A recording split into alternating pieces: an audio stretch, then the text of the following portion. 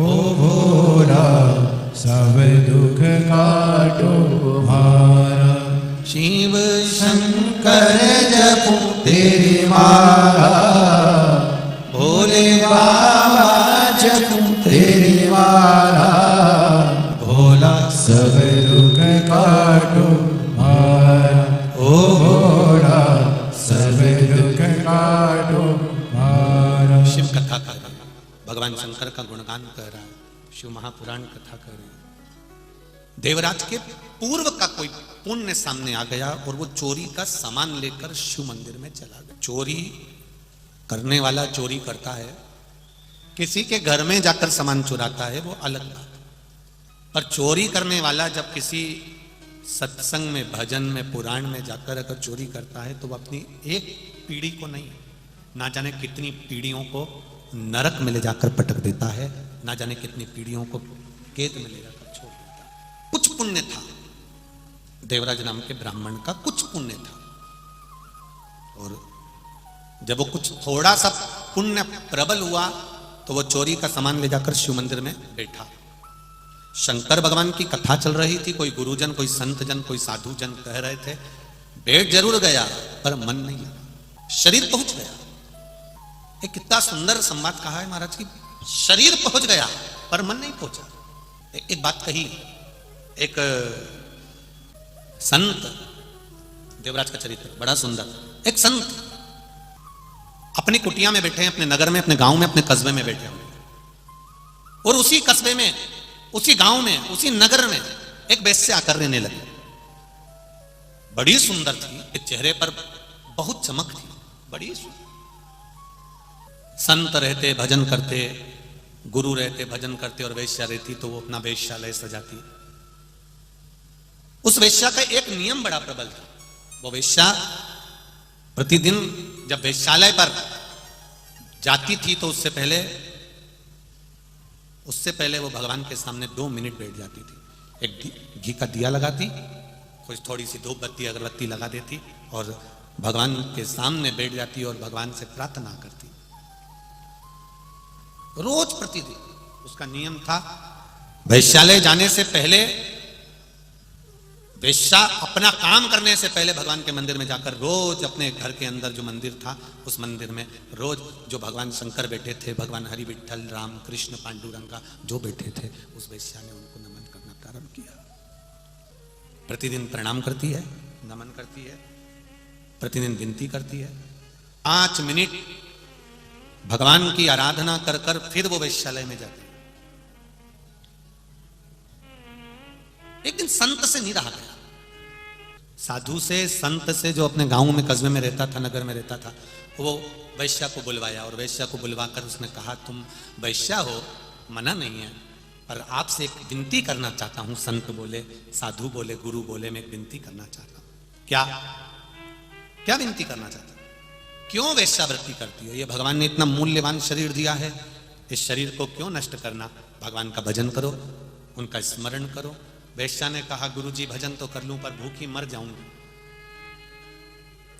इस शरीर के चक्कर में तो मुझे भोजन मिल रहा है, भूखी मर जाऊंगी। संत ने कहा, उसने अगर पेट दिया है तो भरेगा भी वही, तुम मेरा कहना मानो और ये वेश्यावृत्ति छोड़ दो, हमारा गांव भी अच्छा हो जाएगा।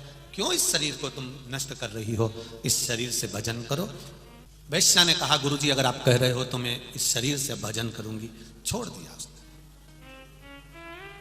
4 महीने तक वैश्या के पास में जितना धन था, 4 महीने अच्छे से चला। चलने के बाद में वैश्या के पास अब धन खत्म हो गया, रखा हुआ जो धन था वो समाप्त हो गया।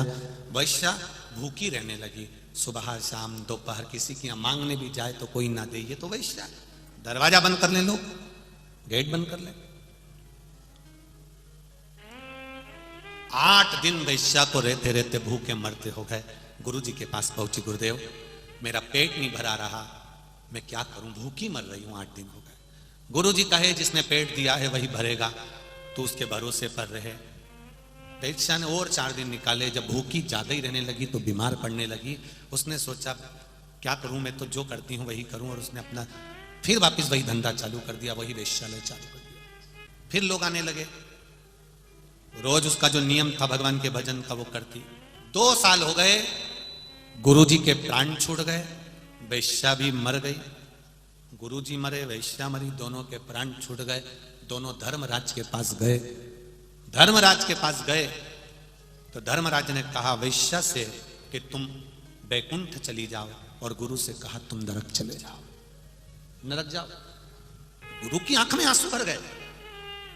मैंने प्रवचन दिया, ज्ञान दिया, लोगों का जीवन सुधारा, प्रवचन करता था मैं, कथा करता था मैं, सत्संग करता था मैं, ना जाने कितने लोगों को मैंने राय दी, ज्ञान दिया, और तुम मुझे नरक भेज रहे। और ये वेश्या जो शरीर को बेचती थी, गलत कृत्य करती थी, कईयों का घर बर्बाद कर दिया, और इसको तुम स्वर्ग भेज रहे हो। धर्मराज ने कहा ये देवलोक है, यहां पर कोई भी निर्णय, कोई भी स्थान ऐसे ही नहीं दिया जाता।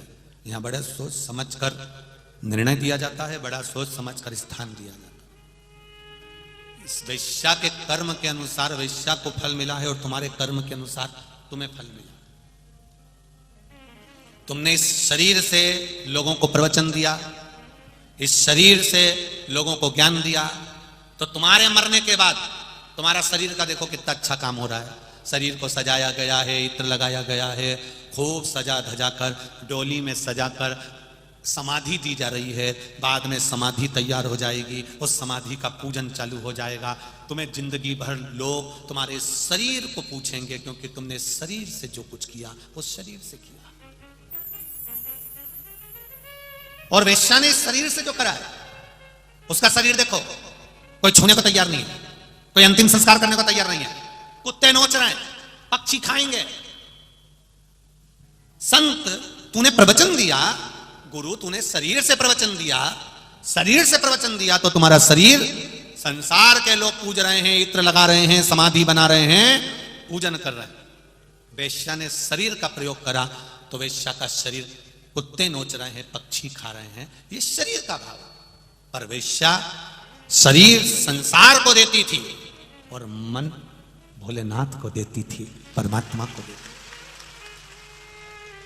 और महात्मा जी तुम शरीर संसार को देते थे, ज्ञान देते थे, अच्छा बोलते थे, भजन करते थे, प्रवचन करते थे, लोगों को समझाते थे, और कभी इस मन को तुम भोलेनाथ तक लेकर नहीं गए, इस मन को तुम परमात्मा तक लेकर नहीं गए। प्रवचन तो तुमने बहुत बड़े बड़े दिए, ज्ञान भी तुमने बहुत दिया, पर जब भी तुम बैठते थे, वेश्या के यहां जितने लोग आते थे उन्हीं का सोचा करते थे। बताओ कितना सेठ व्यक्ति वेश्या के घर जा रहा है, बताओ दिन भर वेश्या क्या पड़ा रहता है। प्रवचन भले तुम बड़े दे रहे हो, ज्ञान भी बड़ा दे रहे हो, शरीर के द्वारा तुम लोगों को समझा भी रहे हो, पर तुम्हारा दिल, तुम्हारा मन, तुम्हारी आत्मा कभी भगवान तक नहीं पहुंच पाई। दुनिया भले पहुंच गई हो, पर तुम अपनी आत्मा को परमात्मा तक लेकर नहीं जा पाए, इसलिए तुम्हें नरक भोगना पड़ रहा है। ये नरकों का खेल है। कितना कई लोग हमारे पास भी आकर कहते हैं मैंने कभी किसी का बुरा नहीं करा महाराज, पर भगवान ना जाने मेरे साथ ऐसा क्यों कर रहा है। भगवान क्यों ऐसा कर रहा है, तो कभी अपने ऊपर हृदय पर हाथ रखकर तो देखो। शरीर से तुम दूसरे का भला कर रहे हो, शरीर से दुनिया का भला कर रहे हो, और आत्मा से करा तुमने हमेशा सबके कल्याण की बात। घर में रह रही हो, सास के लिए तुम चाय भी बना रही हो, सास के लिए तुम दूध भी बना रही हो, सास के लिए तुम रोटी भी बना रही हो, सास बीमार पड़ रही है तो तुम दवाई भी दे रही हो, शरीर से कर रही हो। पर कभी तुमने दिल से करा उस सास के लिए कि मेरी माँ है, जैसी भी है, बोल रही है बोलने दो, मेरी माँ है। जब तुमने दिल से उसको माँ मान लिया, तो शरीर से नी भी करोगे तो परमात्मा फल दे देगा। पर मन नहीं जोड़ पाए, आत्मा नहीं जोड़ पाए, मन नहीं जोड़ पाए तुम, आत्मा नहीं जोड़ पाए तुम, चित्त नहीं जोड़ पाए तुम। शरीर को तो तुमने जोड़ना चाहा, पर मन जोड़ना बहुत जरूरी है। वेश्या कहां गई, जम के बोलो, बैकुंठ। संत कहां पहुंच गया, क्यों? वो आने वाले वेश्या के घर में आने वाले व्यक्ति को रोज काउंट कर रहा था, गिन रहा था। जितने लोग वेश्या के यहाँ आते थे, एक पत्थर इकट्ठा करके रख लेता था, फिर इकट्ठा करके रख लेता था। वेश्या ने एक दिन संत से पूछ लिया था, मैं जब यहाँ आई थी इस गांव में, इस नगर में, इस कस्बे में, संत के पास में एक भी पत्थर नहीं था, इतना सारा पत्थर का ढेर कैसे लगा लिया? संत कहते हैं ये तेरा पाप है। तेरे घर में इतने लोग गए, जब कोई तेरे घर में जाता था मैं एक पत्थर उठा के अपने पास रख लेता था। वेश्या कहती है वारे गुरुदेव वाह, धन्य है, मैं माला जपती थी एकांत में, और तू मेरे ग्राहक जपता था पत्थर रखकर। 1 2 3 4 5 6 तूने पत्थरों का ढेर लगा लिया, पर इस मन से तू भजन नहीं कर पाया, इस आत्मा से तू परमात्मा को नहीं जोड़ पाया? कभी विचार करिए, कभी मन में एकांत में बैठकर ये विचार करना कि हम आत्मा से परमात्मा का मिलन कर रहे हैं। अभी जब बैतूल में कथा हुई तो हमने एक बात कही थी कि शंकर भगवान को जल चढ़ाओ मना नहीं है, पर जल में छल नहीं होना चाहिए। जल में अगर छल होगा तो भगवान नहीं मिलेगा। जिसके जल में छल नहीं होता उसको बाबा देखो पत्र में कहा, जल में छल नहीं है तो पत्र देखिए कितना सुंदर। नाम कुमारी श्रद्धा सुनील चौधरी, पता मालेगांव कैंप, मोबाइल नंबर ये। कहीं बैठी हो आप ही हैं? दोनों हाथ हिला दो एक बार। श्री शिवाय नमस्तुभ्यम। फिर से एक बार हिलाइए, श्री शिवाय नमस्तुभ्यम। कुमारी श्रद्धा सुनील चौधरी। गुरुदेव एक बात कहना चाहती हूँ, आज मैं बहुत खुश हूँ गुरुदेव। आज मेरे मालेगांव में भोलेनाथ जी ने स्वयं आकर डमरू बजा दिया और शिव कथा चालू हो गई। बाबा ऐसी कृपा करते हैं कि उनका मैं वर्णन नहीं कर सकती। मैंने मंदिर में जाकर भगवान शिव से प्रार्थना करना, नित्यपति शिव की आराधना करना।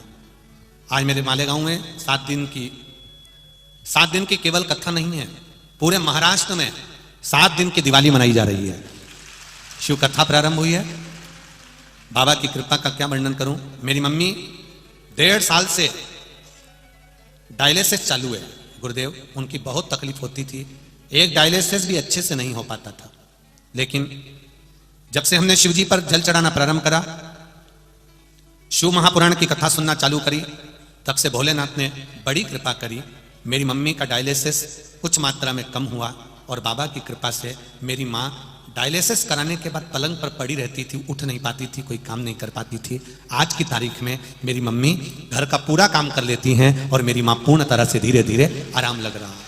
श्री शिवाय नमस्तुभ्यम। बैठिए बेटा। श्री शिवाय नमस्तुभ्यम। शिव तत्व, एक जल का लोटा लेकर शिव मंदिर जा रहे हो, 4 लोगों को अगर दिखाकर चढ़ा रहे हो या अहंकार के साथ आप जल चढ़ा रहे हो तो उसकी बात दूसरी है। पर जो निष्कपट भाव से बिना अहम के बिना अहंकार के जल चढ़ाता है उसका लाभ क्या है। एक पत्र और देखिए, पहले फोटो देखिए जो वेंटिलेटर पर पड़ा है उस व्यक्ति का। जो वेंटिलेटर पर पड़ा है उसका पहले चित्र देखिए, उसकी हालत।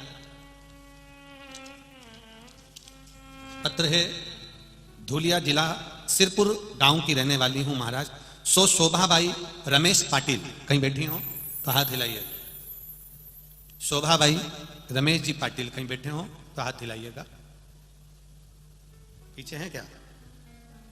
उधर है तो उधर के कैमरे से देख लेना बाबू, इधर साइड देखिएगा।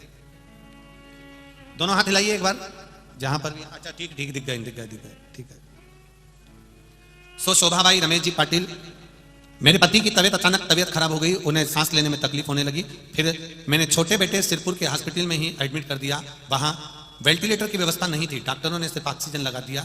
2 दिन हो गए लेकिन तबीयत ठीक नहीं हुई। गुरुदेव डॉक्टर बोले धुलिया ले जाओ, फिर हम सब डर गए। और गुरुदेव मेरे छोटे बेटे ने रात 2 बजे दोस्तों के सहारे एम्बुलेंस कर ली और उन्हें धुलिया में ले गए।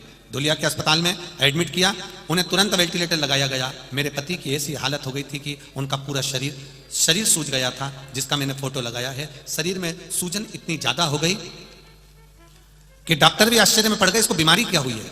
बहुत समय तक बीमारी का पता नहीं लगा पा रहे थे, शरीर कोई हलचल नहीं कर रहा था, एकदम शरीर में से ऐसा लग रहा था कि प्राण चले गए थे, केवल वेंटिलेटर की वायु उनके शरीर में रह गई थी। जैसे एक शरीर शव हो जाता है तो उसकी बॉडी फूलने लगती है, ऐसा वो शरीर फूलने लगा था। केवल वेंटिलेटर की ही श्वास उनके शरीर में थी। वेंटिलेटर डॉक्टर ने भी कह दिया 48 घंटे हम रखेंगे, उसके बाद में शरीर को छोड़ देंगे। वेंटिलेटर पर रखे हुए 48 घंटे का बोल दिया था, तब हम सब डर गए। और भोलेनाथ जी की कथा का 1 मिनट का केवल आपका मोबाइल पर किसी ने हमको सुना दिया था, उस मोबाइल पर सुना और विश्वास करा। श्री शिवाय नमस्तुभ्यम कर, शंकर के मूल मंत्र श्री शिवाय नमस्तुभ्यम पर विश्वास करा।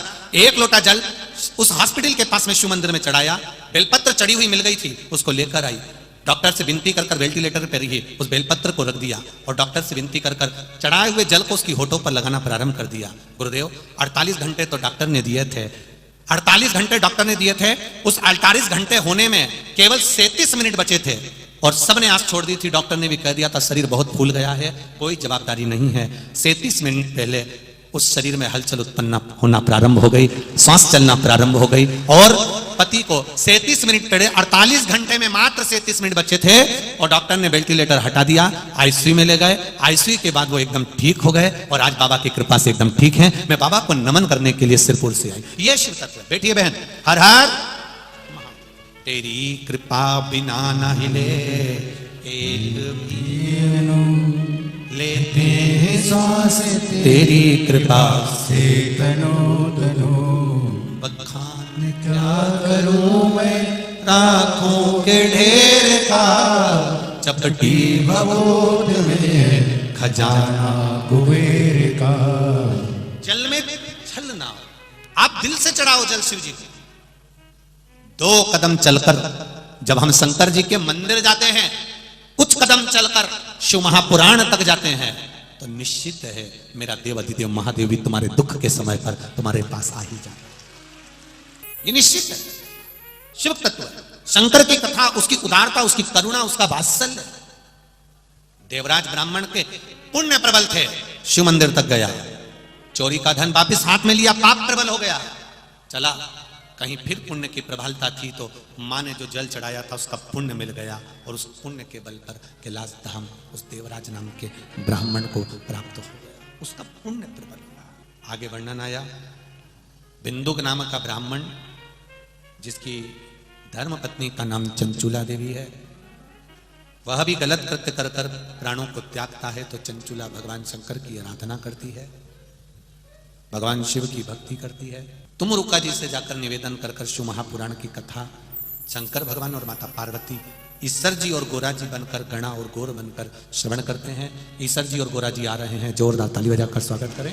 गणा और गौर, ईश्वर जी और गोरा जी। भगवान देवाधिदेव महादेव ईश्वर जी गोरा जी बनकर पधारे। यजमान परिवार आकर ईश्वर जी गोरा जी का पूजन करें। जानकारी अच्छी लगे तो चैनल को सब्सक्राइब कीजिए।